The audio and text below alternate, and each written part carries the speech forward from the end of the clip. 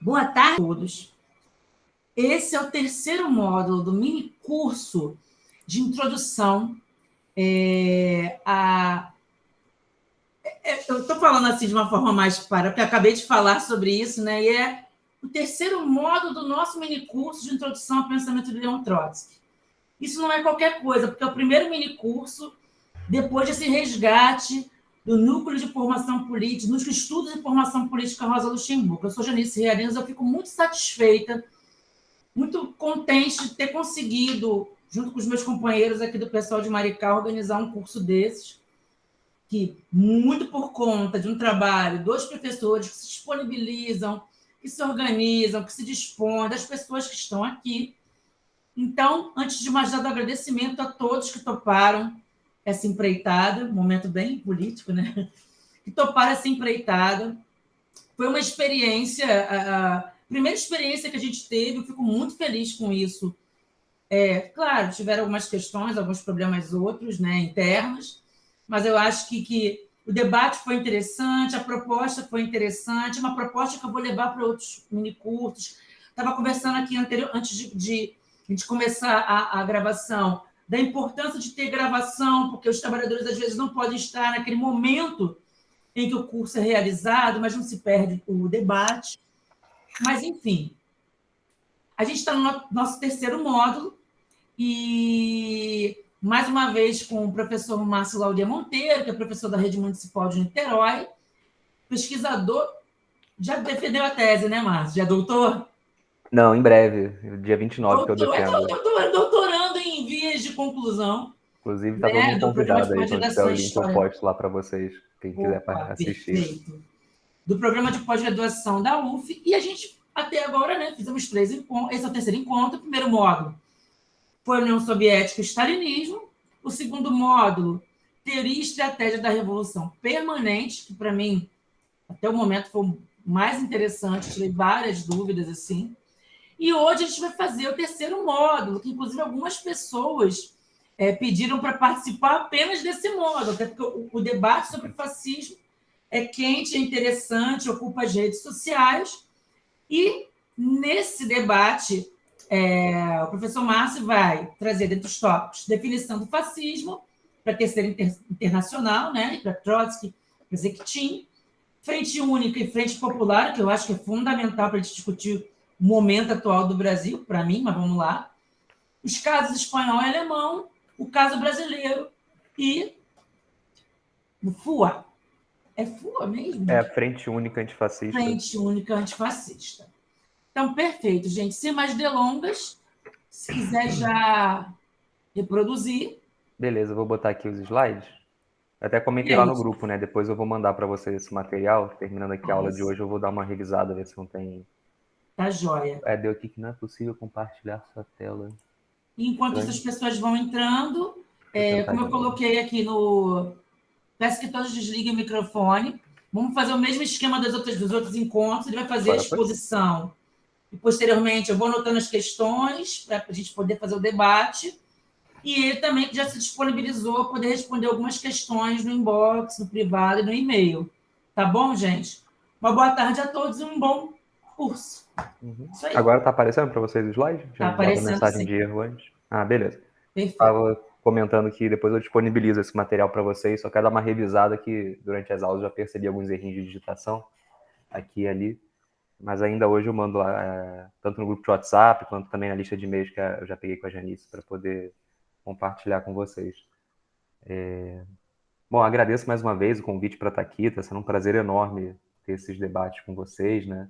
Esses meus estudos sobre história do trotskismo, história do movimento socialista em geral, são uma pegada totalmente militante, né, de tentar resgatar e trazer para os desafios do presente esses aprendizados dos que vieram antes de nós, né? Então, estar aqui no espaço de formação política é me sentir realizado, né? Esse momento de compartilhar aqui, de troca, é justamente o que eu mais quero quando eu estou nesses estudos, né? Inclusive nos estudos acadêmicos dentro da universidade. Então, hoje, como a Janice já adiantou, né, o último módulo sobre fascismo, deixa eu passar aqui para o slide correto.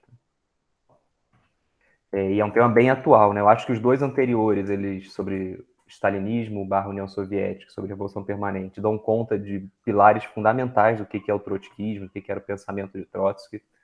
Teriam outros temas para a gente trabalhar, né, para fazer um contato mais aprofundado, né, com o que eram as elaborações de Trotsky, o que foi absorvido pelo movimento trotskista, como a ideia do programa de transição, enquanto um método programático de disputar a consciência das massas, concepção de partido revolucionário, táticas diversas de luta, né, sobre eleições, sobre o movimento sindical. Mas eu acho que essas duas primeiras aulas são realmente assim os dois primeiros tópicos essenciais para entender quem era Trotsky enquanto um militante, enquanto marxista importante do século XX, e o legado que ele deixa, né, para os trotskistas e para outros também que vão se inspirar, ainda que não tão diretamente nas suas ideias. E esse tema do fascismo ele é fundamental também na vida do Trotsky e do movimento trotskista, porque começando ali nos anos 20, já na Itália, né, e depois, principalmente, com a chegada do fascismo ao poder na Alemanha nos anos 30, todo o movimento operário da Europa passa a focar nessa questão, né? O que é o fascismo, como combater ele adequadamente. E o Trotsky vai dedicar muitos escritos a esse tema, né? Eu vou, mais para o final, fazer um panorama de alguns casos sobre os quais ele se debruçou, né? O caso da Alemanha, da Itália, perdão, da Espanha. Vou falar um pouquinho também do caso brasileiro, né? Trazer um exemplo que já está aí na capa do slide, né? Do combate contra o fascismo que foi empreendido aqui no Brasil pelos trotskistas, anarcossindicalistas e alas do PCB nos anos 30. Então, é também um tema assim, de grande relevância, né, para entender as contribuições teóricas, analíticas de Trotsky e também as contribuições militantes, né, programáticas dele e dos seus aliados da época. E um tema totalmente atual lá, mais para o final vou trazer algumas provocações para a gente debater, né, trazendo para a atualidade esse tema. Então, acho que é válido começar a definição de fascismo, né, para Trotsky, retomando, na verdade, a definição da Internacional Comunista. Né? Lembrando lá que a gente falou na primeira aula, que a Internacional Comunista, ou a Terceira Internacional, como foi chamada também, ela surge do esforço internacionalista dos bolcheviques após o triunfo da Revolução Soviética de 17, somado ao esforço internacionalista de outros grupos, né? Rosa Luxemburgo e Karl Liebknecht na Alemanha, dentre outros agrupamentos, né, que vão se aproximar dos bolcheviques e tentar refundar um novo partido mundial da Revolução Socialista. E os primeiros congressos da Internacional Comunista, antes dela ter sido reduzida a um mero instrumento da política externa da burocracia soviética, né, um tema que a gente também viu lá na primeira aula, de como que cada vez mais ela foi perdendo o seu foco original de ser um partido revolucionário internacional, foi virando cada vez mais um defensor em vários países dos interesses conservadores da burocracia que se apodera dos frutos da Revolução Soviética, antes de chegar nesse ponto, né, ela foi um grande centro de elaboração teórica, analítica, programática, em que vários revolucionários de várias partes do mundo se encontravam nos seus congressos, nas suas reuniões, para debater temas que estavam à quente na época, né, entre eles o próprio fascismo, e tentar dar uma definição revolucionária para como lidar com esses desafios colocados pela luta de classes. E aí muita coisa do Trotsky, né, das suas elaborações, das suas posições, estão diretamente vinculadas a esses primeiros anos, principalmente os primeiros 4 congressos da Internacional Comunista, em que estava viva essa elaboração revolucionária para os desafios daquela época, do início do século XX. Então, sei lá, poderia comentar aqui a visão de partido revolucionário do Trotsky, sua visão de tática eleitoral, sua visão de tática sindical, tudo isso foi em grande parte elaborado coletivamente, junto com vários outros quadros, nesse contexto, né, de primeiros anos da Internacional Comunista, buscando dar um programa revolucionário para aqueles grupos que se aproximavam dela, buscando uma ação coordenada a nível internacional. E com o fascismo é muito diferente, né? Eu vou até sistematizar melhor a visão do Trotsky, eu acho importante também sistematizar essa visão original do Internacional Comunista, para a gente ver essa proximidade, né? Como que muita coisa que o Trotsky vai falar já nos anos 30 bebe diretamente das elaborações feitas ali quando o fascismo chegou ao poder na Itália em 22, Internacional Comunista, seus quadros, principalmente Clara Zetkin, se debruça sobre aquela questão para tentar entender melhor o que era o fascismo, que desafios ele apresentava para a classe trabalhadora internacionalmente, principalmente na Europa, e como lidar com ele. No ano em que o Mussolini chegou ao poder na Itália, né, em 22, ocorre o 4º Congresso Internacional Comunista, praticamente seu último congresso digno do nome, né? Depois disso, os congressos se tornam cada vez mais espaçados, com vários anos de intervalo entre eles, e cada vez mais uma mera formalidade para ratificar a linha já decidida pela burocracia soviética, né? Então é um dos últimos congressos de debate vivo, de elaboração realmente revolucionária, mas ele falha muito em tentar entender o que é o fascismo, né? Ele tem um relatório apresentado por um então líder importante da seção italiana da Internacional Comunista, que é o Amadeu Bordiga, onde, junto com outros elementos, como Zinoviev, elementos que então compunham a chamada ultra-esquerda da Internacional Comunista, viam o fascismo como algo que não apresentava grandes novidades, não seria um regime tão diferente assim da limitada democracia burguesa italiana, né, que não era uma democracia tão consolidada quanto outros países que haviam vivido experiências mais intensas de luta de classe, tinham conquistas mais profundas, né, democráticas. Inclusive viam o fascismo como algo que seria muito passageiro, que seria fruto ali de uma conjuntura muito pontual do pós-Primeira Guerra Mundial, de devastação econômica, de perda de confiança política no liberalismo burguês. E eles apostavam que não seria um fenômeno tão interessante assim, né? Que não seria tão relevante, que ele em breve desapareceria, seria uma mera vírgula na história, né? Em 23, numa reunião do Comitê Executivo Internacional, a Clara Zetkin vai abrir um debate importante, tentar entender o fascismo na sua especificidade, dizendo que ele é sim uma ameaça de grande porte para a classe trabalhadora e de que ele não é um mero episódio, né, de que ele tem a possibilidade de ter uma duração prolongada, não só na Itália, mas em outros países, porque ele responde a necessidades objetivas da burguesia naquele momento da década de 20, marcada pelo crescente desgaste econômico, que lá em 29 vai gerar uma grande crise internacional, né, mas sinais dessa crise vindoura já eram sentidos em vários países da Europa, e que precisa ser combatido ainda no seu nascedouro, né? Então a Clara Zetkin vai fazer um relatório, um texto que ela vai apresentar para essa reunião, fazendo uma análise ali muito mais refinada e aprofundada do que havia sido apresentada no Congresso do ano anterior, e vai também redigir uma resolução mais curta, mais sintética, tentando definir o que é o fascismo e tentando dar ali respostas políticas de como os comunistas em vários países da Europa deveriam se organizar para combatê-lo. Então, alguns elementos fundamentais dessa análise da Clara Zetkin, né, que é aprovada nessa reunião do Comitê Executivo Internacional e se torna durante muito tempo a base fundamental através da qual os comunistas vão olhar o fascismo, né, tanto para interpretar quanto para responder politicamente a ele. O primeiro grande elemento importante, né, e mais uma vez todos esses elementos vão reaparecer nas análises posteriores do Trotsky, é que, primeiro, o fascismo ele surge numa conjuntura específica em que se combina uma crise econômica, um desgaste crescente da capacidade da burguesia de seguir acumulando valor, de seguir extraindo mais-valia na mesma quantidade que ela extraía anteriormente, ou até mesmo incapacidade de extrair mais quantidade de mais-valia da classe trabalhadora, combinada a uma crise política, de legitimidade do regime burguês que existia até então. Vamos lembrar rapidamente, né, que após a Primeira Guerra Mundial, uma série de regimes que existiam na Europa durante muito tempo, eles colapsam. Além do próprio regime czarista, que existia há séculos na Rússia, a monarquia que existia na Alemanha, ela colapsa através de uma revolução proletária que acaba fracassando, mas que marca muito a história da Alemanha, né? A Alemanha sai da Primeira Guerra Mundial graças à deflagração dessa revolução e, inclusive, surge, apesar do fracasso da revolução, um regime democrático burguês, a chamada República de Weimar, que é um regime completamente diferente do que existia até então na Alemanha, né? Vários outros países da Europa ou potências próximas da Ásia também vão passar por grandes transformações, né? É um momento em que alguns dos grandes impérios europeus que marcaram muito o século XIX vão deixar de existir, vão se fragmentar, vão surgindo novos países.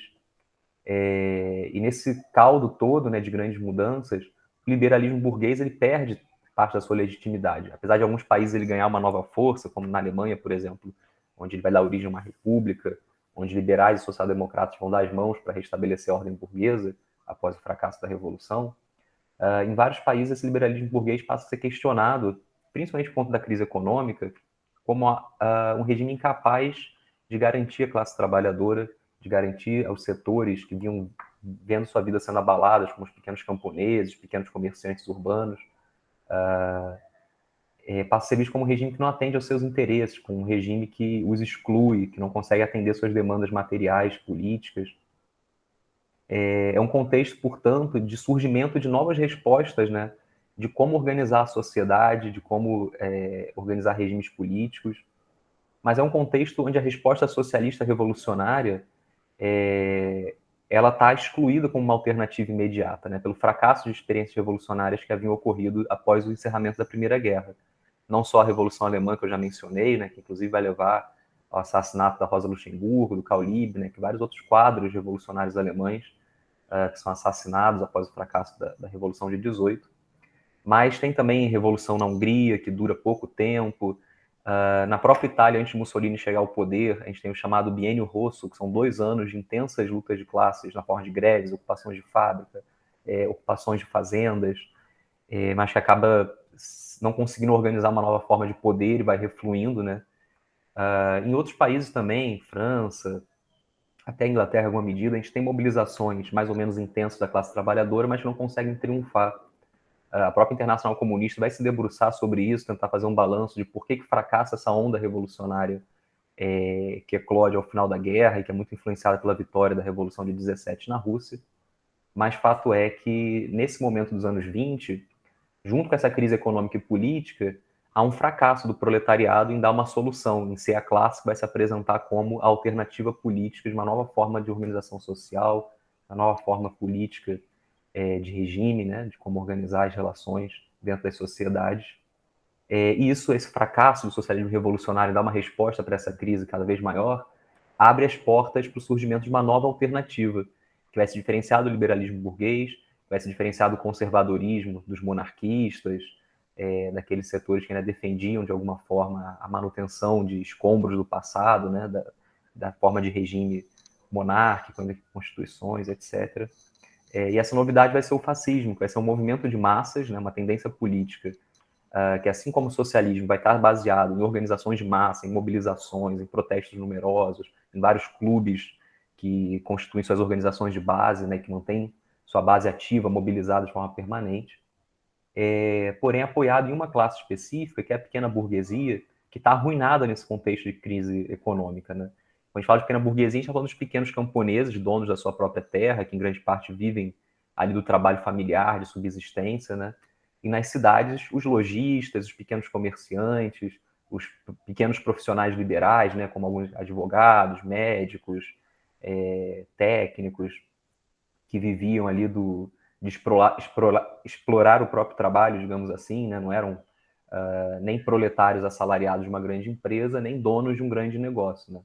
Então estavam permanentemente espremidos entre a tentativa de se colocar acima da classe trabalhadora, do ponto de vista de ter uma vida mais confortável, mas também empurrados o tempo inteiro para baixo, né, com a possibilidade de ter que ser um trabalhador assalariado, de ter que fechar o seu pequeno negócio, de abandonar a sua empreitada ali de trabalho individual e buscar o assalariamento como forma de vida, né?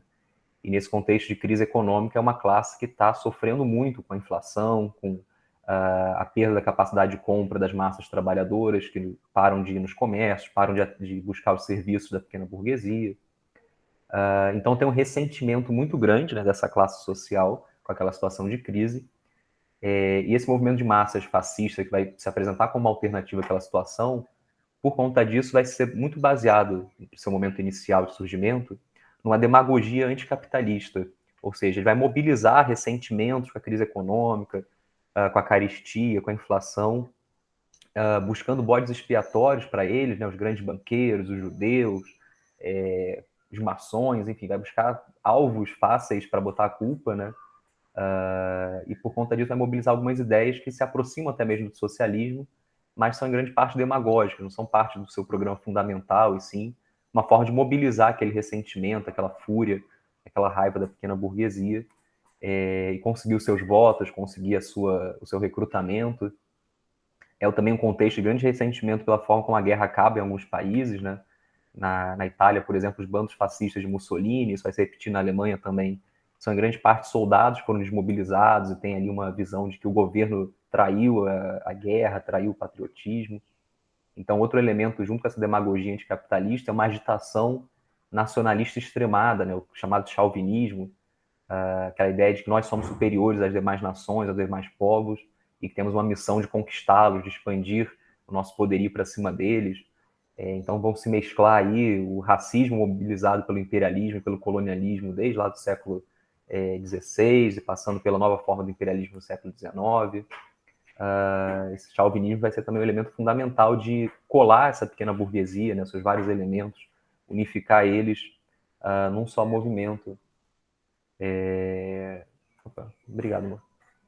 De unificar esses setores num só movimento, muito baseado nesse ressentimento, nessa raiva e nessa visão de que nós somos superiores, nós não podemos se permitir ser jogados para baixo da forma que vemos sendo, né? E um outro elemento importante da mobilização do fascismo enquanto um novo movimento político é a elevação do Estado acima das contradições de classe. É a visão de que aqueles marxistas que estão falando em luta de classe, eles estão tentando dividir o povo, estão tentando dividir a nação, e a gente só vai conseguir se colocar por cima dos povos supostamente inferiores, só vai conseguir fazer valer o nosso projeto de expansão, de conquista, se a gente suprimir a luta de classe, se a gente unificar todo mundo dentro desse pacto nacional, né? Então, claro que eles vão ter seus alvos mobilizados pelo racismo, pelo antissemitismo, mas vão ter muito essa ideia de uma unidade nacional que deveria se colocar acima até mesmo dos conflitos de classe, né? E aqueles que fomentam a luta de classe deveriam ser excluídos por estarem se colocando contra a vitória da nação. Nessa questão do chauvinismo, do nacionalismo, é bom lembrar também que essas nações europeias, elas são nações imperialistas e com passado colonialista, né? Então elas têm colônias espalhadas na África, na América, na Ásia, e a Primeira Guerra abala muito disso, né? Algumas colônias vão conseguir a independência após a guerra, alguns dos países que entram na Primeira Guerra Mundial, como a Alemanha, Japão, vão estar entrando na guerra principalmente para disputar espaço nesse mundo já dividido pelas antigas potências, França, Inglaterra, Holanda, tentando ganhar o seu quinhão, né, tentando garantir o seu espaço nessa divisão do mundo.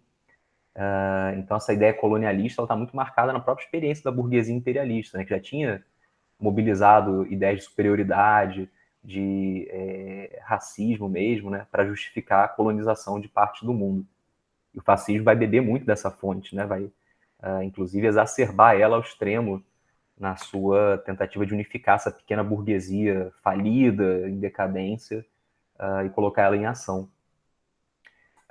E além desse caráter de movimento de massas, né, esse caráter plebeu que Trotsky vai chamar depois do fascismo, e dessa mistura de demagogia anticapitalista, com desse ressentimento dessa massa falida da pequena burguesia, com o chauvinismo, o nacionalismo extremado, o racismo, o fascismo vai ter como característica fundamental também o uso da violência organizada. Ele não é simplesmente um partido político para eleições, para disputar o Estado dentro das regras constitucionais.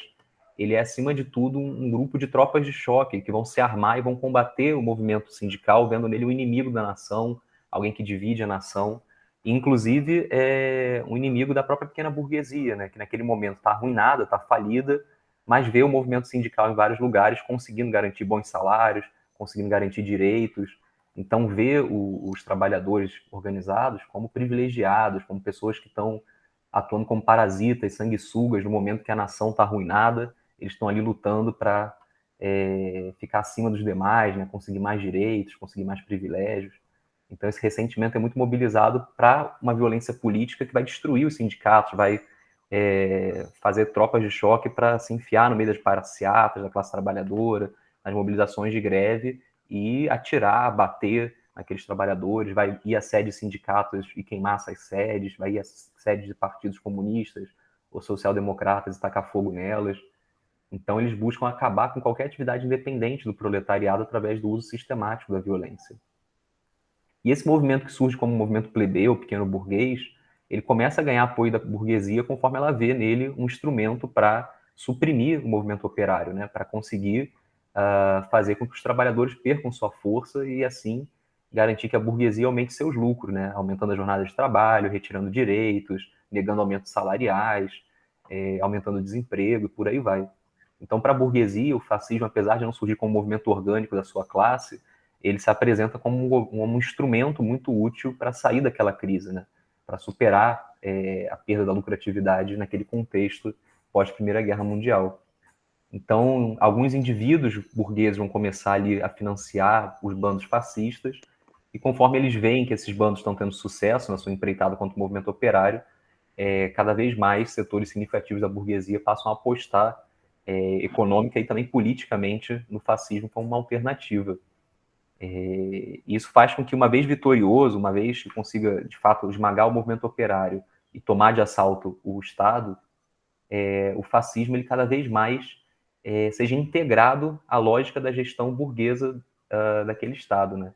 Então, muito da sua demagogia anticapitalista é simplesmente abandonada, ocorre depurações no seu interior para aqueles setores mais radicais serem eliminados, e cada vez mais o fascismo se torna uma ditadura burguesa que está vinculada aos interesses, principalmente do grande capital, né? De retomar sua lucratividade, de retomar o poderio bélico da nação, de fazer frente às outras potências imperialistas na disputa por territórios, por mercados. Então, essas são algumas das características fundamentais, né, que essas contribuições da Clara Zetkin vão apresentar sobre o que é o fascismo, dando aí uma especificidade e uma seriedade muito maior do que o Congresso de 22 havia dado nas suas resoluções, feitas lá por Zinoviev, por Gordilha. E como alternativa política, essa ameaça que ela está vendo por responder a interesses objetivos da burguesia naquela situação de crise econômica e política da Europa, a Zetkin vai defender que o movimento operário tem que criar formas de autodefesa, ou seja, em primeiro lugar, tem que garantir a sua sobrevivência frente a essa violência organizada do fascismo. Então, tem que se armar, tem que organizar milícias operárias para proteger as sedes dos partidos, dos sindicatos, para proteger as manifestações, tem que garantir estruturas de clandestinidade para os seus quadros, para os seus dirigentes, para eles sobreviverem. Ela vai defender também a tática da Frente Única, que também é uma tática elaborada pelos quadros da Internacional Comunista, enquanto uma forma de unificar o movimento operário, apesar das suas muitas diferenças programáticas, em torno de questões concretas. Então, uma greve na qual várias correntes diferentes do movimento, apesar das suas muitas diferenças de estratégia, de política, se unem em torno daquele objetivo comum, digamos, um aumento salarial, seria uma frente única. Eles vão propor essa tática para vários outros contextos, entre eles para o combate ao fascismo. Ou seja, tudo bem, a gente tem aqui reformistas, socialistas revolucionários, stalinistas, mas frente à ameaça que o fascismo apresenta à nossa própria sobrevivência, a gente tem que estar unidos em ações concretas para expulsar os fascistas das ruas, para colocar eles de volta no seu lugar e acabar com essa ameaça que, se for vitoriosa, vai acabar com todos nós, né? Então, a Frente Única ela pressupõe uma unidade de nação e talvez a melhor síntese, né, vem do próprio Trotsky, quando ele fala, que é o formulador da política de Frente Única na Internacional Comunista, quando ele fala que Frente Única é bater juntos, mas marchar separados, ou seja, as nossas diferenças políticas não vão ser deixadas de lado por conta dessa unidade de ação. A gente simplesmente vai estar unidos em torno de tarefas concretas, específicas, momentâneas, e, inclusive para os revolucionários, para os comunistas, essa unificação em torno de tarefas concretas é a melhor forma de disputar com as outras correntes, de mostrar qual programa é o mais correto, qual corrente é mais decidida na sua luta em prol dos interesses da classe trabalhadora. Mas a Clara Zetkin, que é a Internacional Comunista, que aprova suas propostas, né, vai enfatizar também que a luta contra o fascismo não pode ser apenas uma luta pela sobrevivência imediata do movimento operário, através da autodefesa, através da Frente Única. Ela tem que ser uma luta pela superação do capitalismo, porque é a própria crise capitalista que gerou o fascismo, que coloca o fascismo como uma alternativa concreta para a burguesia. Então, enquanto a crise não for resolvida, a burguesia vai seguir apostando na possibilidade do fascismo ser a sua forma de superar essa crise. A classe trabalhadora, portanto, tem que apresentar uma outra alternativa, né? E aí retoma, digamos assim, fecha o círculo, né? Retomando lá o primeiro ponto, que acho que foi o segundo, na verdade, que eu apresentei, né? O fascismo ele só se torna relevante politicamente diante de um fracasso do socialismo revolucionário em se apresentar como alternativa de projeto político para as massas proletárias, pequeno-burguesas falidas, naquele contexto de crise econômica e política. Então, elevar o socialismo novamente a uma alternativa reconhecida pelas massas, né, apresentar a superação do capitalismo como uma necessidade para a humanidade, é também fundamental na luta contra o fascismo. Essa luta, portanto, ela se funde com a própria luta pela Revolução Socialista, apesar de conter tarefas específicas, né, de autodefesa, de frente única, porque não existe possibilidade, de fato, de eliminar a ameaça fascista do horizonte sem eliminar o próprio capitalismo, né, que gerou ela, que cria uma demanda objetiva para que a burguesia apoie e financie o fascismo. E essas ideias estão sintetizadas num texto que está traduzido ao português nesse link que eu deixei aí, né, chamado Clara Zetkin, a luta contra o fascismo, e também num livro que foi publicado há pouco tempo pela Autonomia Literária, que traz esse relatório que foi aprovado, e também o texto da Clara Zetkin mais denso, né, explicando essas posições, que se chama Como Nasce e Morre o Fascismo, né? Esse livrinho roxo aqui, não sei se dá para ver bem na imagem do slide, né? Mas quem quiser ter um contato com esse arcabouço inicial dos anos 20, feito ainda por uma internacional comunista de fato revolucionária, vale muito pegar essa introdução do John Reed ou do Mike Taber nesse link aí, ou pegar diretamente os materiais da Clara Zetkin, né? Que ainda tem muita atualidade, acho que são uma alternativa muito poderosa para entender o fascismo frente a várias outras vertentes burguesas que tentam apresentar o fascismo por outras vias, né? De dizer que o fascismo ele não tem nada a ver com o capitalismo, não tem nada a ver com a burguesia. Então, são uma fonte de análises e também de posições políticas muito importantes que o Trotsky vai resgatar. Já vou retomar aqui vários desses elementos ao falar do Trotsky. Mas nesse processo de degeneração da Terceira Internacional, do Internacional Comunista, começa uma releitura por parte dos novos quadros elevados à direção da Internacional Comunista pela burocracia soviética, do que é o fascismo e também releitura de como dar o combate ao fascismo. A primeira dessas releituras vai vir ali já no final da década de 20, num contexto que a gente debateu um pouco na primeira aula, né, onde o stalinismo dentro da União Soviética ele abandona sua postura até então de colaboração de classes, de conservadorismo, e dá um giro de combater as novas classes proprietárias que ele próprio havia fomentado ao longo dos anos anteriores, num contexto onde essas classes proprietárias começam a reter sua produção e chantagear cada vez mais o Estado soviético para ter uma melhor remuneração nos seus produtos, para ter mais direitos políticos. E aí, já ali nos 45 do segundo tempo, na beira do precipício, o stalinismo começa o confronto com essas classes proprietárias de uma maneira emergencial e brutal, né, com a expropriação forçada dos camponeses, com a industrialização acelerada nas cidades. E esse giro, que o Trotsky vai chamar de um giro ultra-esquerdista, né, que tenta responder de maneira desesperada a problemas que o próprio stalinismo havia criado ao longo da década de 20, ele vai se dar não só na política interna, mas também na política externa. Esse contexto de final da década de 20 é marcado também por uma nova ascender das tensões internacionais contra a União Soviética. Então, depois da derrota da Guerra Civil, lá em 21, veio um período de tentativa de normalização, né, das relações entre a União Soviética e as potências imperialistas, daí toda a lógica do stalinismo, de coexistência pacífica, de socialismo socialismo em um só país, de tentar buscar uma convivência diplomática com o imperialismo e se apresentar como algo que não era uma ameaça a esse imperialismo. Mas com o intensificar da crise econômica, algumas das principais potências imperialistas começam a reacender as tensões internacionais com a União Soviética. A Inglaterra, por exemplo, rompe seus tratados econômicos que havia firmado com a União Soviética, reiniciando o bloqueio àquele país. O orçamento de guerra de vários países começa a aumentar. Na Alemanha, começa a agitação da parte dos fascistas e também dos conservadores contra a União Soviética, dizendo que ela era uma ameaça à nação alemã. O próprio Mussolini já vinha nessa linha desde 22, né, apresentando o comunismo como uma grande ameaça internacional à nação italiana. Então, diante dessa ameaça também externa, né, o stalinismo também dá um giro no plano internacional, declarando que estava aberta uma nova época revolucionária, assim como o que se seguiu depois de 17. Ele vai chamar de terceiro período. Né? O primeiro período teria sido essa primeira leva de revoluções na Europa após 17, que fracassam. O segundo período seria um período de marasmo da luta de classe na Europa, e o suposto terceiro período seria de reascenso das forças proletárias revolucionárias. E aí ele deixa de lado toda a política de colaboração de classes usadas nos anos anteriores, que a gente viu lá na primeira aula, né?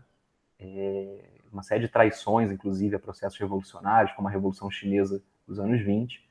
E a Internacional Comunista adota uma linha chamada de classe contra classe, a visão de que a revolução está na esquina, de que todo mundo que não está subordinado a Moscou, a Internacional Comunista, é contra-revolucionário, incluindo aí os trotskistas, os social-democratas, o fascismo, e que basta organizar a tomada do poder, que ela está para acontecer já, está para triunfar. Basta a iniciativa dos revolucionários comunistas para tomarem o poder.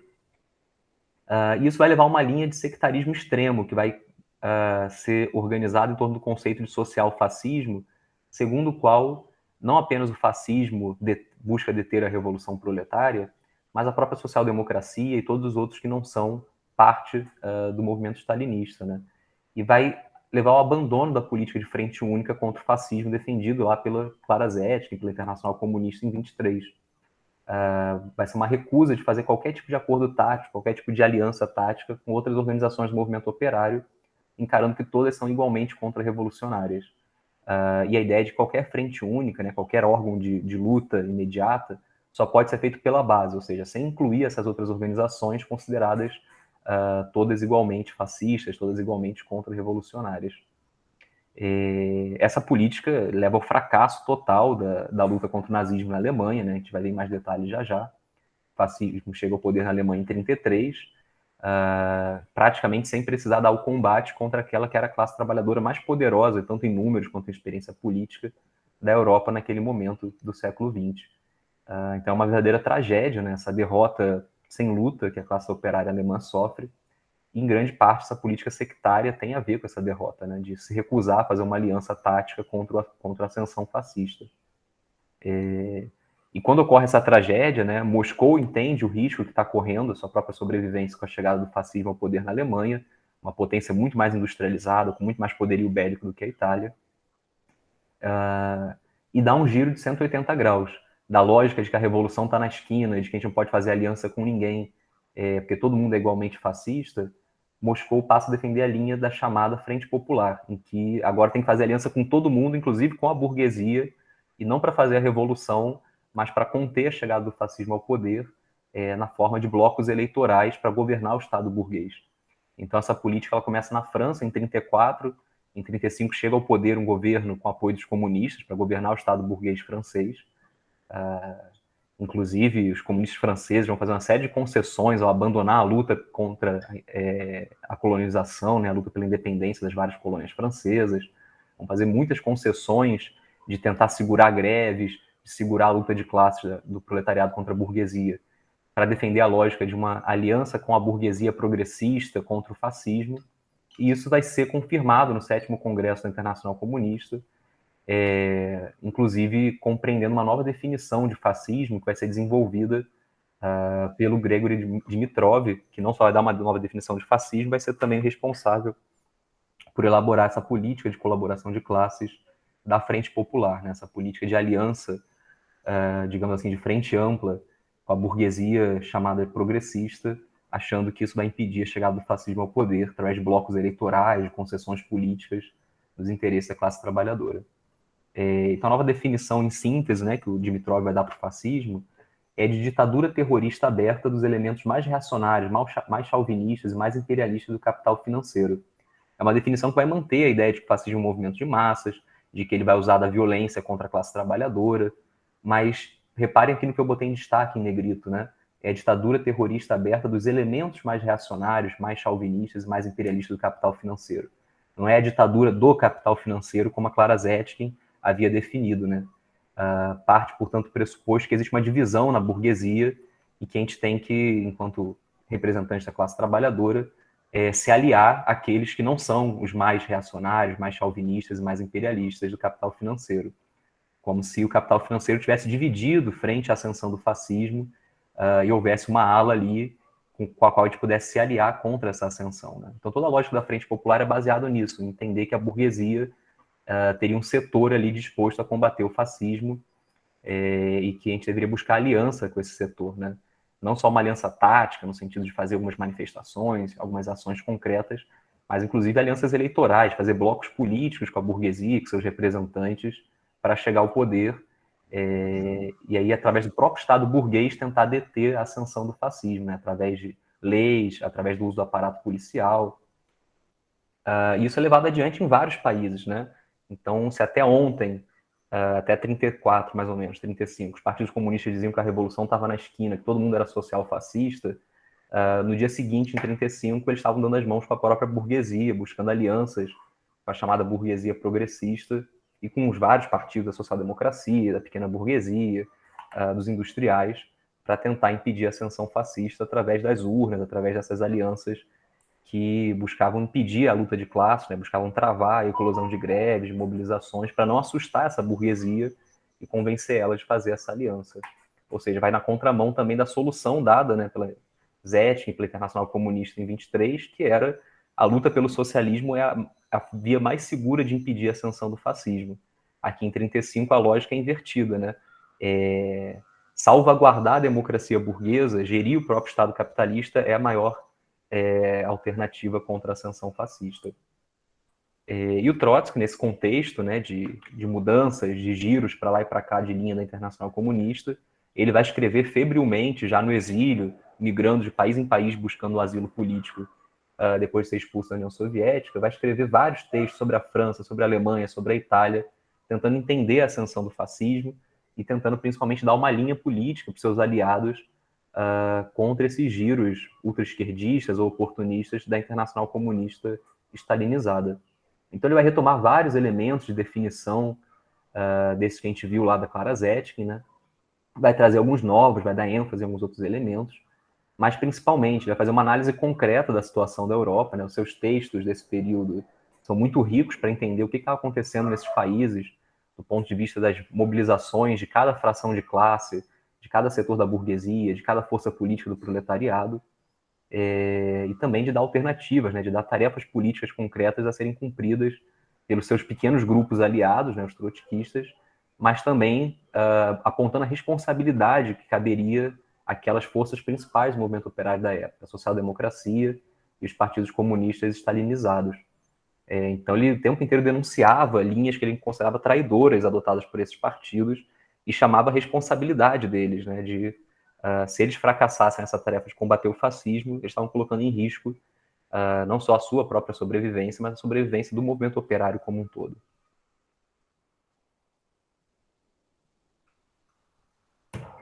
Então ele retoma, né, alguns dos elementos fundamentais de que o fascismo é um movimento de massas, né? Ele não é uma força política meramente eleitoral, um partido burguês clássico, né, que se organiza muito mais na superestrutura do Estado do que nas massas da sociedade.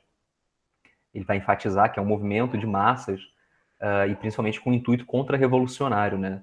Seja de suprimir uma situação em que a revolução está colocada como alternativa, em que está tendo greve geral, mobilizações intensas da classe trabalhadora, seja para prevenir, que atue de forma preventiva para impedir que se chegue nesse ponto, né? Naquela situação de crise econômica e política cada vez mais intensa da Europa, do entreguerras, era uma possibilidade real que qualquer fagulha ali acendesse um incêndio, né, naquelas sociedades. Então, é um contra-revolucionário em duplo sentido, né? Tanto preventivo quanto também, digamos, mais ofensivo, onde a classe trabalhadora já está mobilizada de forma mais direta. E o Trotsky vai entender esse contra-revolucionário no sentido de algo que tem como missão extinguir o que ele chamava de embriões de democracia proletária existentes sobre o capitalismo. Ou seja, aqueles elementos que apontam para uma nova sociedade ainda dentro do capitalismo. Os partidos proletários, os sindicatos, os vários clubes culturais da classe trabalhadora. A gente está falando de um contexto aqui da Europa em que, nos principais países, França, Itália, Alemanha, Inglaterra, a classe trabalhadora tinha toda uma rede de aparatos muito vivos, muito ativos, né? Que era quase que uma realidade paralela, né? Hoje em dia, o nosso lazer, nossa escolaridade, está tudo muito integrado ao Estado burguês, à lógica da mercadoria. Mas aquela era uma época em que os trabalhadores tinham seus próprios clubes, seus próprios cinemas, suas próprias escolas de alfabetização, seus próprios times de futebol e de outros esportes, e que existiam como espaços também de politização, né? De mobilização, de construção de relações interpessoais, mas também políticas. E tudo isso Trotsky chamava de embriões de democracia proletária, de embriões de socialismo existente no capitalismo, né? Que era uma outra forma de organização da sociedade, outra forma de vida das pessoas, e que era necessário ser extinta para que os burgueses, principalmente os grandes capitalistas, retomassem sua capacidade de lucratividade naquele contexto de crise econômica. Conseguissem atomizar a classe trabalhadora, impedir que ela negociasse a sua mercadoria força de trabalho de forma coletiva e conseguir, assim, negar direitos, aumentos salariais, reduções de jornada de trabalho e retomar sua lucratividade.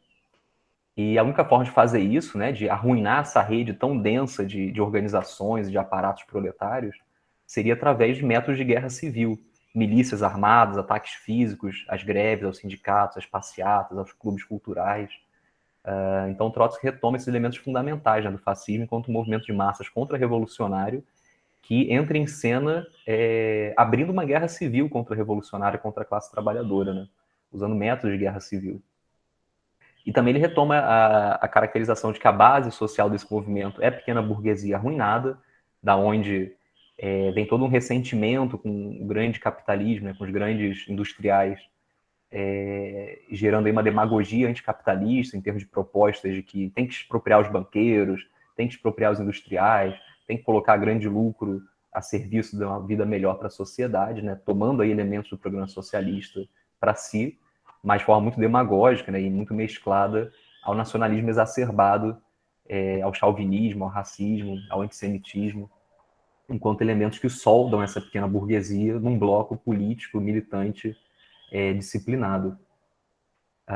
Mas essa entrada em cena do fascismo, o Trotsky vai ressaltar muito isso, analisando os casos concretos da Europa, abre uma dupla possibilidade, né? Abre a possibilidade dessa guerra civil triunfar contra a classe trabalhadora, mas também convida a classe trabalhadora a fazer um enfrentamento, a pegar em armas, a se mobilizar e se defender. Então coloca um risco muito grande da classe trabalhadora vencer essa guerra civil, vencer esse chamado à luta que o fascismo faz. E o Trotsky destaca duas coisas, né? Que nesse processo de luta, o lado que se mostra mais audaz, mais decidido, é o que vai atrair mais massas para o seu lado, porque tem uma disputa ali, né? Entre a pequena burguesia arruinada, setores da classe trabalhadora também arruinados, e entre o fascismo e o socialismo revolucionário, aquele que se mostrar mais audaz na sua luta, mais decidido em levar até o fim, mais coerente na sua proposta de uma alternativa para sair daquela crise, é quem vai atrair mais para suas fileiras e, portanto, vai ter mais força política de dar o combate. E aí, mais uma vez, né, o fascismo só pode ser vitorioso como fruto de um fracasso momentâneo do socialismo revolucionário, da classe trabalhadora organizada. E o Trotsky vai ressaltar, né, que para a burguesia é muito perigoso essa aposta que o fascismo faz, né, de tudo ou nada. Porque se o fascismo perder, a burguesia perde junto. Né? Se a classe trabalhadora ganha esse chamado à guerra feito pelo fascismo, a própria burguesia sai perdendo, no sentido de que a classe trabalhadora vai assumir o poder. Então, por isso, ele também vai ressaltar que, no início, a burguesia é reticente em financiar o fascismo. Ela só entra, de fato, na jogada do fascismo quando vê que ele está capaz, né, que aqueles bandos fascistas estão bem organizados, estão audazes o suficiente para atrair massas para o seu lado e serem vitoriosos, e a classe trabalhadora, de outro lado, está frágil, está desmobilizada, está balançando nas cordas e, portanto, vai oferecer resistência a ponto de ameaçar a ordem burguesa. E essa aposta que a burguesia pode vir a fazer no fascismo, né, ela se dá no sentido de que se o fascismo for vitorioso, ele vai ser absorvido pela burguesia. Ele não vai ser um movimento da pequena burguesia fazendo valer seus interesses de classe. O Trotsky, inclusive, vai insistir muito que a pequena burguesia ela não é uma classe capaz de governar a sociedade. Ela não tem relações de produção, de propriedade próprias. Ou ela acompanha o proletariado na sua luta pelo socialismo, como na Rússia, por exemplo, onde o pequeno campesinato lutou ao lado do proletariado pela Revolução Socialista, ou ela pode assumir o lado da burguesia, né, se colocar a serviço dos grandes industriais, do capital monopolista, do imperialismo, que é o que o fascismo propõe, né? Instrumentalizar a fúria, o ressentimento da pequena burguesia arruinada para servir aos interesses do grande capital. E se vitorioso, isso obviamente tem que levar a depurações nas fileiras do fascismo, na sua própria ideologia, nas suas propostas que tem ali um verniz anticapitalista, né? E se enquadrar enquanto um regime do grande capital monopolista, um regime que está a serviço dos interesses desse grande capital, né, das grandes indústrias, dos grandes bancos, interesses imperialistas, interesses em suprimir a luta da classe trabalhadora e sua capacidade de lutar por melhores salários, melhores direitos. Uma vez no poder, inclusive, Trotsky vai ressaltar que o fascismo ele perde cada vez mais características essenciais do que é o movimento de massas fascistas, e se torna cada vez mais um regime bonapartista clássico, no sentido ali de um regime onde o poder executivo ganha uma grande autonomia frente à classe dominante, que é a burguesia, e passa a governar de forma direta, autoritária, repressora, mas sempre em prol do grande capital. Então ele vai reconhecer que o regime fascista não é um regime bonapartista qualquer, mas ele vai destacar que para se perpetuar, depois de ser vitorioso contra as massas proletárias, o fascismo precisa perder vários seus elementos que ele tinha enquanto definidores do seu movimento de massas, né, da chegada ao poder.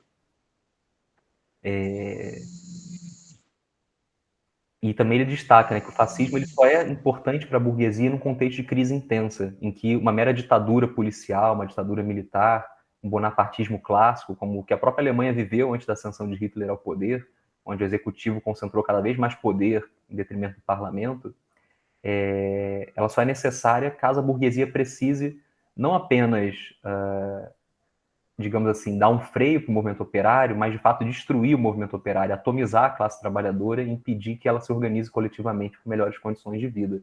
Uma situação de crise intensa, onde a burguesia vai abrir mão de exercer o poder político direto, vai permitir, inclusive, que aqueles elementos estranhos à sua classe, né, de origem plebeia, assumam poder e tragam toda uma série de características que não necessariamente atendem diretamente ao grande capital, mas que vão ser toleradas, porque, em troca, aquele movimento de massas vai destruir o movimento proletário, como nenhum exército, nenhuma força policial seria capaz de fazer. Esse movimento de massas ele vai usar o terror e também vai usar a ideologia para mobilizar setores das próprias massas a seu favor. Não só a pequena burguesia arruinada, como os trabalhadores desempregados, camponeses que perderam suas terras ou empobreceram e que vão se engajar nessa luta, né? Como não se engajariam se fosse meramente um golpe militar, uma ditadura policial ou do exército. Então o Trotsky vai destacar muito isso, né? Que a especificidade do fascismo está aí, em ser uma alternativa para a burguesia no momento de crise aguda, e que ele vai dar uma saída também extrema para essa crise, né? Em que a própria burguesia vai se retirar do exercício direto do poder, vai entregar o exercício do poder a uma força que vai ter uma grande autonomia e que vai ter uma origem de fora da burguesia, mas que, em última instância, vai cumprir os interesses objetivos da burguesia. Primeiro, de atomizar a classe trabalhadora, destruindo o movimento operário, mas também de concentrar o poder de tal forma que facilite a aplicação dos interesses do grande capital também concentrado, né, na forma de grandes monopólios, de grandes trustes. Então, Trotsky vai ressaltar muito que o regime fascista, né, o governo do fascismo após ele chegar ao poder, ele é marcado por um governo que atende melhor aos interesses do capital monopolista, do grande capital concentrado, ainda que às custas do exercício direto do poder pela burguesia. Ou seja, a burguesia aceita uma expropriação política, aceita não estar no leme ali do Estado, mas em troca ela vê seus interesses atendidos de forma até mais eficaz do que numa democracia burguesa, onde o parlamento vai passar por disputas, onde vai ter alternância de poder. No fascismo, não. As grandes empresas têm ali um canal direto com o poder executivo, que inclusive vai concentrar o poder necessário para adotar medidas, como, por exemplo, conduzir uma guerra imperialista, né, botar toda a indústria do país a serviço de uma guerra de dominação de novos territórios, novos mercados, algo que é muito mais complicado de fazer num regime burguês estável, onde você tem disputas entre as próprias frações da burguesia sobre qual caminho seguir. E aí nisso também Trotsky vai ressaltar muito, né, que nem toda ditadura contra-revolucionária é fascista, ou seja, nem todo momento em que o poder executivo se autonomiza e assume um caráter fortemente repressor contra as massas proletárias, aquilo é fascismo. O fascismo tem como característica distintiva não apenas a concentração do poder, não apenas o caráter ditatorial, mas essa sua origem plebeia, na pequena burguesia arruinada, em setores da classe trabalhadora arruinados, e na sua origem como um movimento de massas, né? Essa é, digamos, o que o fascismo tem a ofertar à burguesia, né? Ele não é meramente uma ditadura, um golpe, ele é baseado em organizações de massas que podem cumprir mais eficazmente o papel de disputa ideológica e de destruição terrorista das organizações da classe trabalhadora. E aí o Trotsky vai ressaltar também que o fascismo ele não pode ser reformado no poder, apenas derrubado. Não existe saída para o fascismo que não a destruição daquele regime através de métodos militares, inclusive, né, de remoção deles do poder. E aí ele vai colocar ali naquele contexto, já dos anos 30, que existem apenas duas alternativas para o fascismo no poder. Ou a guerra imperialista, que de fato é o que vai acontecer, né? A Alemanha vai se lançar numa guerra de conquista territorial dentro da própria Europa, fazendo confronto com várias outras nações imperialistas para fazer valer os interesses da sua burguesia nacional, ou a Revolução Socialista, que elimine o fascismo e junto com ele a sua razão de ser, que é a crise econômica causada pelas disputas interimperialistas. E aí ele vai retomar também as lições políticas lá de 23, né, de que a forma de dar essa alternativa progressista para a destruição do fascismo, que é a Revolução Socialista, é a Frente Única Proletária, né, é a unidade de ação entre as várias correntes políticas do movimento operário, onde elas vão manter sua autonomia, vão manter sua identidade, suas polêmicas, inclusive, ao longo dessa luta, mas vão estar juntas na tarefa de organizar a luta militar contra o fascismo, de organizar a autodefesa do movimento operário.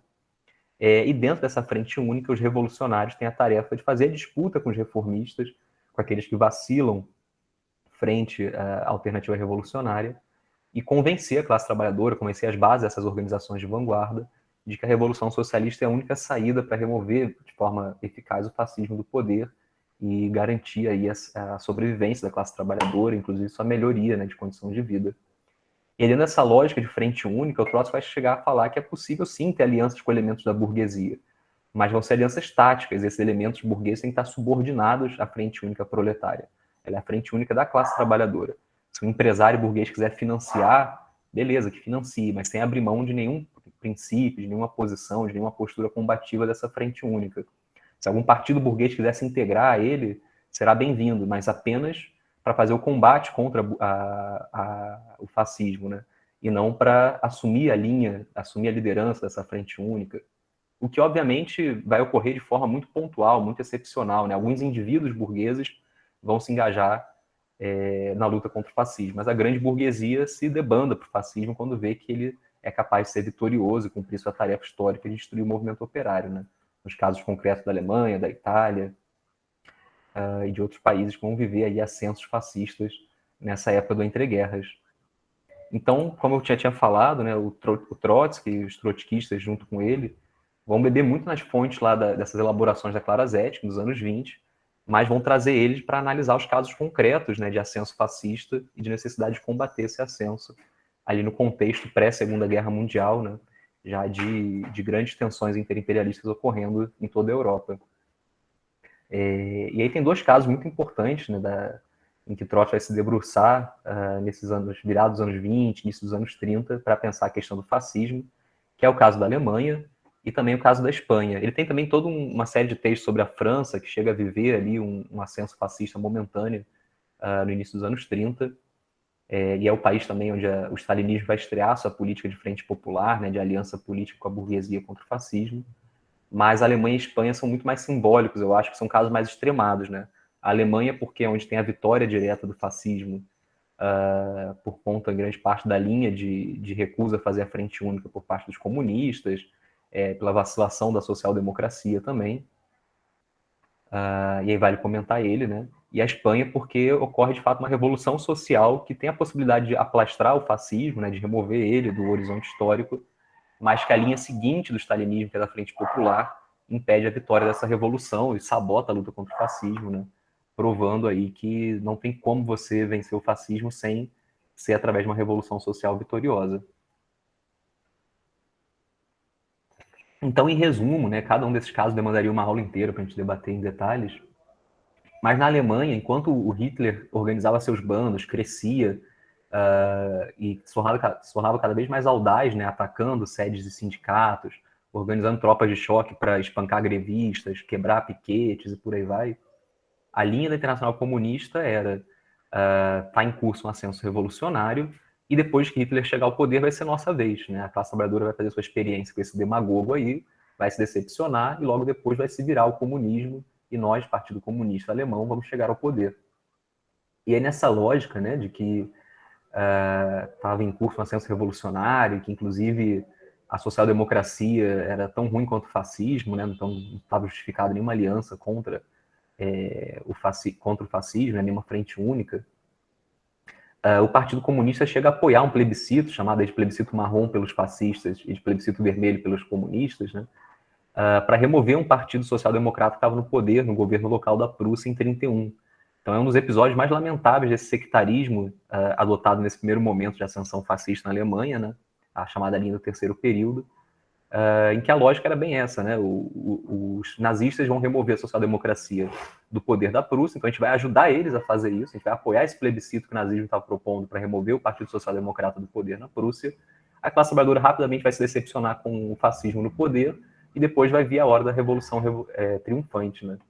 Então eles chegam a fazer uma frente única com o nazismo contra a social-democracia. Tamanho é o sectarismo e a lógica deturpada desse momento, de início dos anos 30, né? E essa vacilação, né, essa falta de ação da vanguarda proletária, principalmente do Partido Comunista, é decisivo no apoio burguês ao nazismo. Isso, inclusive, é documentado, né, em algumas memórias, em que se fala abertamente de que, após uma série de ações provocativas do nazismo frente ao Partido Comunista e a falta de reação decisiva deles, é que se decidiu financiar, em peso muito maior, o Partido Nazista, fazer acordos políticos que permitiram a Hitler assumir o poder executivo, né? E mesmo depois da vitória do fascismo na Alemanha, em 1933, e do giro, né, em que combater o fascismo se torna a grande prioridade, inclusive através de alianças com a burguesia, a burocracia soviética, mantendo seus interesses estreitos, conservadores, ali de preservação do seu poderio, dos seus privilégios, chega inclusive a fazer um pacto com a Alemanha nazista, né, um pacto secreto, só revelado depois, que muitas vezes é justificado pelos stalinistas como um pacto para preservar a União Soviética enquanto ela se armava e se preparava para a guerra, né, um pacto de não agressão que permitiria a União Soviética se preparar para o inevitável confronto com o nazismo, mas seguindo a lógica da colaboração de classes e de não ver na Revolução uma alternativa, né, que era a lógica da burocracia soviética, esse pacto envolveu também muitas concessões ao nazismo. Concessões como, por exemplo, entregar militantes comunistas para o nazismo, concessões como, na sua propaganda, que até então era uma propaganda de combate à Alemanha, de combate ao nazismo, eliminar esses elementos, né? Um caso bem interessante, por exemplo, de um filme famoso, Sergei Eisenstein, né, que era o Alexander Nevsky, era um filme muito marcado pelo contexto ali de aumento das tensões da Alemanha contra a União Soviética, e ele, ao relatar o passado da Rússia, desse príncipe que era o Nevsky, ele trazia elementos muito anti-germânicos no filme, né, de apresentar os germanos como elementos que historicamente foram inimigos dos russos e tal. E depois do pacto Hitler-Stalin, esse filme é tirado de cartaz, é censurado. Então era uma série de concessões políticas também ao nazismo, né, que o stalinismo vai fazer nesse seu desespero de, depois de ter ajudado pela sua inação, pelo seu sectarismo, o nazismo a chegar ao poder, ele tenta por todas as vias conter o avanço do nazismo, né?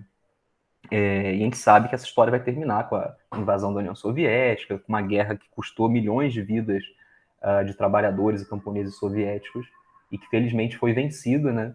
E muitas vezes se diz que se venceu graças a Stalin, mas a grande verdade é que se venceu apesar de Stalin. Inclusive, vale ressaltar algo que eu falei na primeira aula, né? Que na paranoia e na perseguição aos opositores, Stalin chegou a executar os principais líderes militares da União Soviética. E quando a Alemanha invade, de fato, o território da União Soviética, ocorre uma série de derrotas por conta da inexperiência e da falta de confiança das tropas nos novos generais nomeados por Stalin. Da própria falta de confiança de Stalin nesses generais, que o tempo inteiro vai remover eles dos seus cargos, vai impedir que eles tenham acesso a certas informações, e por aí vai. Stalin chega até mesmo a negar que Hitler estivesse preparando um ataque, né? Tem toda uma rede de espionagem que avisa várias vezes que esse ataque ia ocorrer, e Stalin ignora esses avisos, diz que eles são falsificações e por aí vai. Então, a vitória foi muito mais pelo esforço heróico, pelo sacrifício gigante da classe trabalhadora soviética do que pela burocracia que, inclusive, arriscou a derrota, né? Arriscou levar a classe trabalhadora à derrota contra o nazismo na Segunda Guerra Mundial. E um outro cenário que mostra muito, né, as consequências nefastas da política da burocracia soviética e da forma como ela instrumentalizou os partidos comunistas para atenderem seus interesses estreitos, é o caso da Revolução Espanhola, né, que muitas vezes a gente fala, quando estuda na escola, na faculdade, em Guerra Civil Espanhola, mas a verdade é que é uma revolução social, né, com traços de guerra civil. E na Espanha é testada a nova linha, né, depois do fracasso dessa linha sectária, do classe contra classe, do terceiro período, do social-fascismo, na Espanha é onde é colocada a teste a política da Frente Popular. Então a gente tem uma declaração de golpe em 36 por Franco, que vai unificar ali vários elementos conservadores, elementos abertamente fascistas, elementos clericais reacionários, numa frente bem heterogênea, né, e que vai tentar assumir o poder contra a República recém-declarada na Espanha. E isso atiça a classe trabalhadora e o pequeno campesinato a se mobilizar em forma de greves, de ocupação de fábricas, de tomar o poder em cidades inteiras, né? Barcelona, por exemplo, vira o grande centro revolucionário da Espanha nesse momento, onde os trabalhadores assumem completamente o comando da cidade através de conselhos democráticos, organizados desde os bairros operários, desde as fábricas. Organizam milícias a partir das fábricas, das pequenas propriedades camponesas, para combater as tropas do Franco. Só que a lógica do stalinismo na Espanha vai ser a seguinte: primeiro a democracia, depois a revolução. Primeiro a gente vai se aliar com a burguesia republicana, que é contrária ao fascismo, vai reter a revolução, né, desmobilizando as fábricas que foram ocupadas, desmobilizando as fazendas que foram ocupadas, desmobilizando o caráter autogerido das milícias operárias, e vamos fazer aqui um governo conjunto com a suposta burguesia progressista, que vai ser um governo burguês, capitalista, e depois que a gente assegurar a vitória contra o fascismo, contra o Franco, é que a gente pode falar em revolução social. E isso acaba, na verdade, destruindo o processo de resistência ao fascismo, né? porque os expurgos gigantescos, inclusive assassinatos de lideranças revolucionárias, vai levar cada vez mais a classe trabalhadora a se desmobilizar, a não ver sentido em se engajar naquela luta, se ela é para preservar no poder uma burguesia contra a qual ela estava mobilizada para início de conversa, né? Inclusive, a burguesia não comparece a essa frente popular, né? O Trotsky vai dizer que a frente popular na Espanha é entre o stalinismo e a sombra da burguesia. E a burguesia se debanda para o lado do fascismo totalmente. Ela financia o movimento do Franco, né? E, enfim, é uma história também bem rica, bem complexa, mas que o resumo dela é essa. Começa com uma revolução social que vai conseguindo impor derrotas ao bando do Franco, né? O país fica dividido quase meio a meio entre território da República e território nas mãos do Franco. Só que o Franco consegue avançar cada vez mais conforme a revolução é desmobilizada e os trabalhadores vão perdendo o seu ímpeto revolucionário, né? Vão perdendo o interesse em arriscar suas vidas por aquilo que eles estão vendo que não vai ser em seu interesse, né? Para que eu vou arriscar minha vida se essa fábrica aqui que eu ocupei vai ser devolvida para o seu patrão, eu vou ter que voltar a viver com baixo salário, com opressão no meu local de trabalho, né? Então ocorre uma quebra da espinha revolucionária da classe trabalhadora que acaba quebrando a própria resistência ao fascismo na Espanha. A Morgana até mostrou aqui um livro que narra bem essa história, né, que é o Espanha Abandonada, como Stalin abriu as portas a Franco, que é uma narrativa de um militante trotskista. Ele assina o livro como M. Casanova, mas o nome verdadeiro dele era, deixa eu ver aqui, Mexlau Bortenstein, que é um quadro trotskista que é girado para a Espanha para dirigir as pequenas forças da classe trabalhadora ligadas ao trotskismo, né, um pequeno grupo que estava aliado ao trotskismo internacionalmente. E ele cai em Barcelona, no meio daquela confusão revolucionária, ele assume a gestão de uma fábrica ocupada, e Barcelona é um local realmente assim chave, né, para esse conflito todo, porque o stalinismo chega a organizar tropas para suprimir a autogestão que a classe trabalhadora impôs em Barcelona. E a partir desse momento, Barcelona praticamente cai, né? Cai em suas defesas, e depois o fascismo consegue avançar sobre ela. Mas o stalinismo chega a usar métodos de guerra civil para libertar Barcelona da autogestão proletária que havia conquistado aquela cidade desde o início da tentativa de golpe do Franco, né? Esse livro está digitalizado. A Morgana está dizendo aqui que o livro está digitalizado, se vocês procurarem na internet. Depois no eu boto Facebook. no chat aqui a referência completa. Mas eu queria chegar no caso do Brasil, né, falar um pouquinho também da nossa experiência, né, não ficar falando de algo distante lá na Europa. Na mesma época em que estavam ocorrendo esses conflitos todos na Europa, inclusive esses testes todos, né, de qual linha é mais adequada para combater o fascismo, a gente tem aqui no Brasil o surgimento de um movimento fascista, né, que é a Ação Integralista Brasileira, liderada por Plínio Salgado, que vai trazer muito desses elementos de nacionalismo exacerbado, de chauvinismo, né, patriotismo que coloca a nação brasileira como sendo superior às demais, que vai defender a entrada do Brasil na Segunda Guerra ao lado da Alemanha nazista, vai defender o apoio do governo Vargas às potências do eixo, né? E que vai organizar passeatas, comícios, nos quais eles vão hostilizar a classe trabalhadora, vão fazer ataques a greves, a sedes de sindicatos, a sedes de organizações operárias, partidos, jornais e por aí vai. E conseguem realmente uma força política significativa, né? O Brasil dos anos 30, inclusive, tem vários fascistas organizados, tem aqui uma célula do Partido Nazista Alemão que é a maior que existiu fora da Alemanha, no sul do país, onde você tinha colônias de emigrados e descendentes de alemães. Então você tinha partido nazista organizado aqui com grande força, com jornais, com sedes espalhadas em Santa Catarina, Rio Grande do Sul. E no eixo, Rio, São Paulo, Minas, os integralistas eram a principal força fascista do momento, né? Organizando grandes comícios, conseguindo filiar várias pessoas, nessa mesma lógica de uma pequena burguesia arruinada, ressentida, que via no movimento operário sanguessugas que queriam privilégios nas suas lutas por melhores salários, melhores direitos, e que via no grande capital também um grande problema, no sentido de que não estaria sendo patriótico o suficiente, não estaria levando o Brasil à sua missão histórica de potência regional e por aí vai. E nessa época, né, em que, início dos anos 30, em que o fascismo aqui no Brasil está crescendo, a linha do PCB ainda é a linha do social-fascismo, né, de recusar a frente única, de recusar alianças com outras organizações do movimento operário para combater o fascismo. Ao invés, ele vai focar suas energias numa campanha contra a guerra, que é uma agitação bem estéril, meramente propagandística, contra a deflagração de uma nova guerra mundial, em defesa da União Soviética. mas sem ações concretas para combater a entrada do Brasil na guerra, para combater o ascenso fascista dentro do próprio país, né? Eles faziam comícios, palestras, panfletagens, tinham jornais, mas essa campanha contra a guerra era muito mais uma campanha de propaganda do que de ação, né?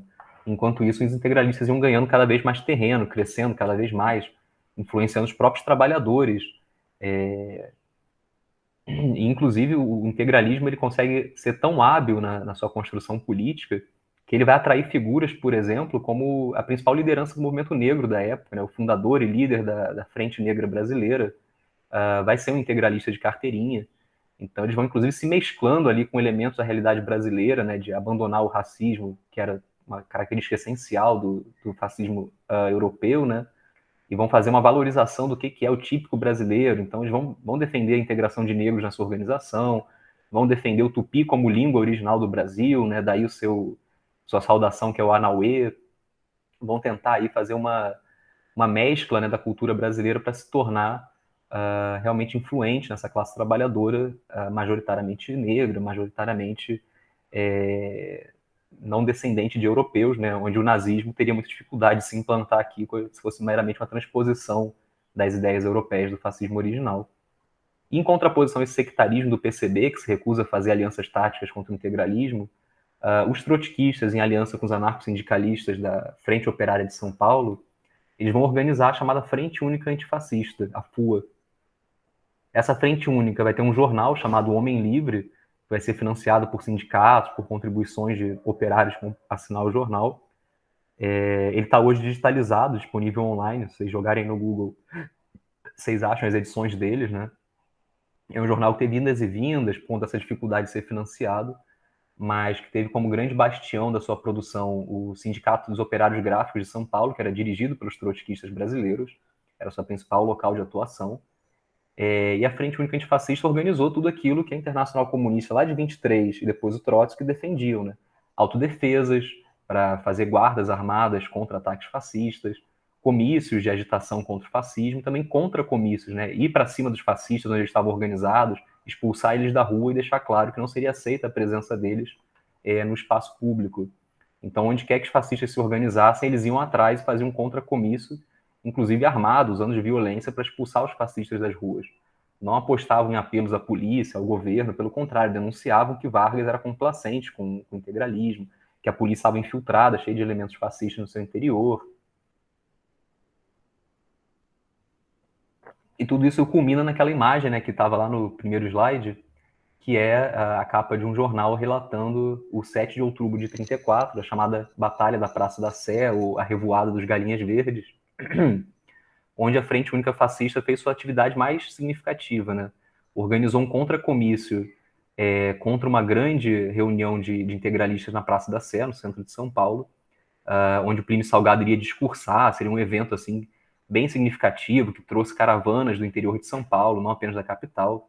Então teria milhares de pessoas reunidas ali para ouvir o líder integralista, e eles se organizaram para ir para cima e expulsar da praça, né, os fascistas, deixar claro mais uma vez que não seria aceita a presença deles no espaço público.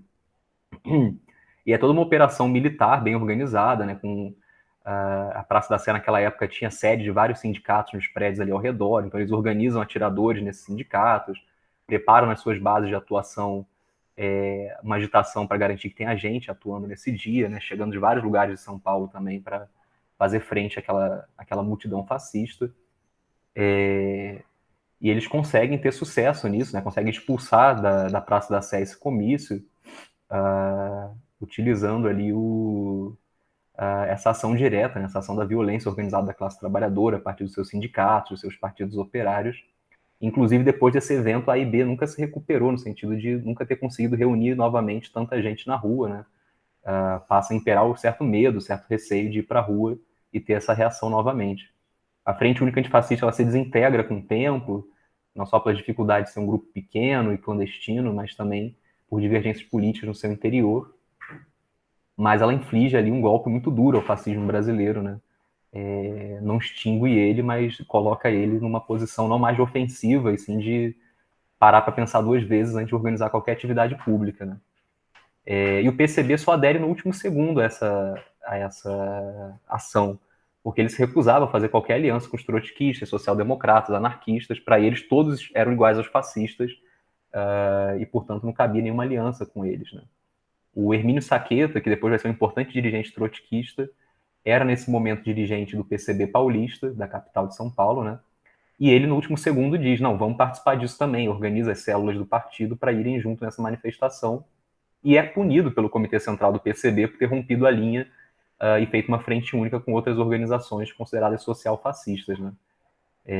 Depois ele vai ter uma trajetória própria, né, o Saqueta, que vai levar à ruptura com o PCB e adesão ao trotskismo, mas já nesse momento ele é acusado injustamente pelo Comitê Central de ser um trotskista, de ser um infiltrado no PCB, simplesmente porque ele defendeu a unidade da classe trabalhadora contra o fascismo, né? E depois de 1935, com esse giro para a política da Frente Popular, a linha do PCB passa a ser a linha de colaboração de classes, né? Eu cheguei a comentar também na aula anterior de Revolução Permanente que a ANL, apesar de ser conhecida ali pelo seu levante militar, né, pela tentativa de tomada do poder através das armas, ela era, na verdade, uma frente de colaboração de classes, né? Se vocês pegam os materiais fundadores da ANL, ela chama os empresários progressistas, os empresários nacionalistas a integrarem a organização. E nos primeiros momentos ela chega, inclusive, a ter esses empresários, alguns, né, participando como filiados, como financiadores. Só que depois que o Vargas começa a atacar a ANL, começa a ficar feio para esses empresários terem qualquer associação a ela, né? E ela vira basicamente uma organização ali de fachada do PCB, né? Que passa a ser seu único componente organizado. Mas ainda assim, a ação da ANL não é pela Revolução Socialista, e sim pelo que eles encaravam que era uma revolução democrático-burguesa, né? Que liberaria as forças para o desenvolvimento capitalista no Brasil, e só depois de uma longa etapa histórica que seria possível a Revolução Socialista. Ou seja, aquele etapismo que a gente falou na última aula, né? Depois também eles vão dar apoio ao Vargas, né? Já no final da guerra, vendo no Vargas uma possibilidade de impedir o retorno do fascismo ao Brasil, mas tudo isso é muito ligado à lógica dos interesses internacionais da União Soviética, né? De ter governos aliados em várias partes do mundo, que é o que está por trás da política da Frente Popular, dessa colaboração de classes. O etapismo, né, de dizer que primeiro a democracia, depois a revolução, mais uma vez é só um verniz teórico, né, uma justificativa teórica para uma política da União Soviética, da burocracia soviética, de ter governos aliados e de evitar uma nova revolução socialista, né? De apostar na coexistência pacífica com a burguesia, ainda que nesse momento da história a burguesia estivesse se mostrando cada vez mais hostil a qualquer tipo de organização operária e à própria União Soviética. E essa história, né, do PCB aqui no Brasil, da ação integralista brasileira, e da forma como a Frente Única Antifascista resistiu a ela, é bem contada já, então quem tiver curiosidade, tem bons materiais aí, que eu circulei até lá no grupo de WhatsApp esses dias, né? Acho que ontem, anteontem. Recomendo muitos artigos do Ricardo Castro, que é um historiador daqui do Rio de Janeiro que trabalha com esse tema, né, de como os trotskistas e a Frente Única Antifascista atuaram. Tem também um relato que foi recentemente republicado pela editora Veneta, de um dos líderes trotskistas da época, que era o Fulvio Abramo, recontando um pouco as memórias da Batalha da Praça da Sé, como foi todo o operativo para organizar aquilo, fazer aquilo sair do papel. Eu estou com esse livro aqui em algum lugar, mas não estou achando agora. Mas acho que eu botei a imagem dele aqui no slide seguinte. Tá aqui, ó, Revoada dos Galinhas Verdes, o nome. Que é um livro muito bom para quem quiser ter um relato concreto, ou pelo menos uma parte da história do antifascismo no Brasil, né? De como que se combateu com eficácia o fascismo brasileiro. Os artigos que eu mencionei do Ricardo Castro me ajudam a ter uma visão mais ampla, né? Não só da Batalha da Praça da Sé, mas de toda a existência da Frente Única Antifascista no Brasil no início dos anos 30. Então, são ótimos exemplos práticos de como combater com sucesso o fascismo, né? E aí já fica o spoiler, não é através de colaboração com a burguesia, mas sim através da ação direta da classe trabalhadora unificada, dos seus métodos clássicos de luta, né? De piquete, de comícios, contra-comícios, greves, inclusive. E também deixo como sugestão de leitura algumas coletâneas do Trotsky sobre esses temas que a gente está falando, né? Da Alemanha, da Espanha, que tratam com mais profundidade esses casos concretos de ascensão fascista e de como que se poderia ter lutado para impedir ela, né? E vai ter muita polêmica nesses escritos com a linha do stalinismo da época, tanto a linha sectária do chamado terceiro período, do social-fascismo, no caso da Alemanha, quanto a linha de colaboração de classe da Frente Popular, no caso da Revolução Espanhola, né? Então tem essas duas coletâneas que dá para achar fácil aqui na internet ou em sebos, né? Que é a Revolução e Contra-Revolução na Alemanha, que inclusive é um livro publicado ainda nos anos 30 pelos trotskistas brasileiros, organizado pelo Mário Pedrosa, que foi outro importante líder do trotskismo aqui nas suas primeiras gerações, né? E que a editora Sanderman reeditou uns anos atrás, né? Os mesmos textos traduzidos pelo Mário Pedrosa, pelos trotskistas lá dos anos 30, que trazem aí uma série de textos do Trotsky sobre a situação na Alemanha. E tem esse da editora Iskra, né, sobre a Revolução Espanhola, que é uma série de textos, documentos, cartas, debatendo essa situação. Tem outras coletâneas, né, tem uma publicada pela Autonomia Literária, que é um pouquinho menor, sobre a Alemanha, com alguns outros textos que não estão nessa da editora Sanderman. Tem uma em inglês que é muito clássica, né, circula muito nos países de língua inglesa, quando se debate Trotsky e fascismo, que é de onde vem o título aqui que eu dei para a aula, né, por isso lá no primeiro slide estava inclusive entre aspas, que é o que é o fascismo e como combatê-lo, né, What is Fascism and How to Fight It, que é uma coletânea de escritos do Trotsky em inglês, que também é muito boa, assim, com vários textos-chave, como o título já fala, buscam apresentar o que Trotsky entendia como fascismo e também a alternativa política que ele defendia, né, de como combatê-lo. E uma outra síntese muito boa e muito curtinha, né, esse texto do Mandel, A Teoria do Fascismo segundo Leon Trotsky. É um texto, sei lá, 2 páginas, onde ele elenca em tópicos o que é o fascismo segundo Trotsky, né, o que é essa contribuição que ele fez.